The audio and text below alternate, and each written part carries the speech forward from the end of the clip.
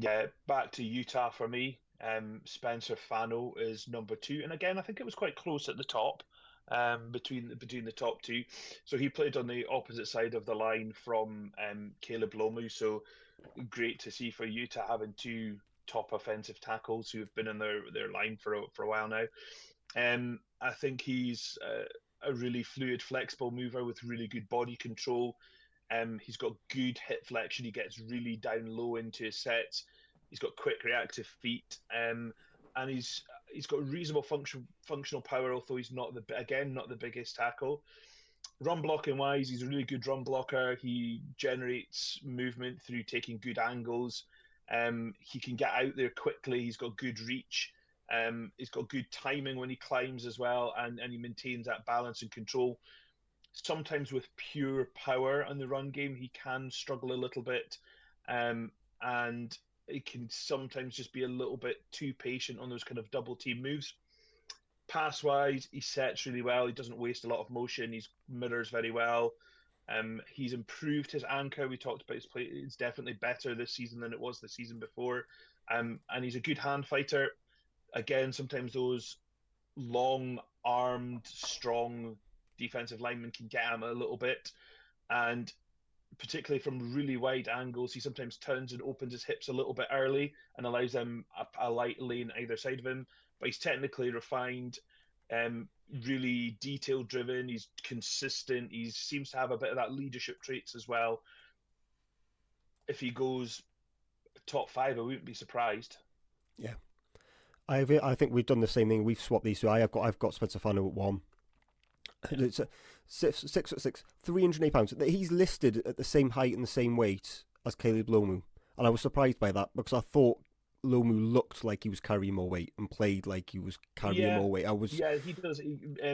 Fano seems the more agile and the smaller of the two, but Yeah, but I who are bet you to just argue with something the that tape some. measure in Utah? Yeah, well, we'll see what happens in come combine, When isn't they it? go It was on just size. something that you think, what Yeah. you look at it thinking, there's no way these guys are exactly the same. So it'd be interesting to see what happens there. But yeah, I've got Fano at one. I think he's technically pristine, ultra steady offensive tackle with rare balance and processing ability. Wins with polish, wins with patience and consistency. I think he's got a high floor as an NFL starter, and again, legitimate franchise tackle worthy prospect. I think he's calm. I think he's composed, and he's consistently clean. But he wins reps not only with technique, but he can use brute force when he needs to. So high floor, has reliability, but I think he has more of a dominant trait than Caleb Blomu did when we spoke about him on the other side. That he looks to bulldoze in the run game to open lanes up, while also showing finesse as a pass protector. Again, 0 sacks allowed in 2025, zero quarterback hits as well, so didn't even allow a pressure.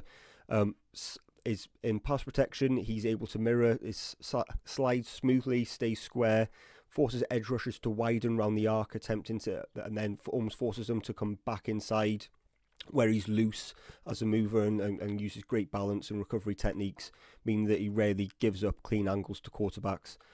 Keeps his feet underneath him as well, doesn't lunge, doesn't fall forward or overextend, despite some rumours that he has some shorter arm length that I'm not sure that particularly showed up on tape for me, but that's something to Certainly be didn't aware for me, of. no. That there are, I don't we have a measurement, but I think we're expecting some shorter arms for him than some of the other guys. But I say it didn't show up on tape with me because I thought his hand usage was really good, showed timing, striked inside the frame using independent hands, to maintain leverage and gain leverage, really patient at the top of routes as well. I'm calm under pressure. I thought for all the kind of more than mentality I thought he's really composed and controlled in the way that he utilised it.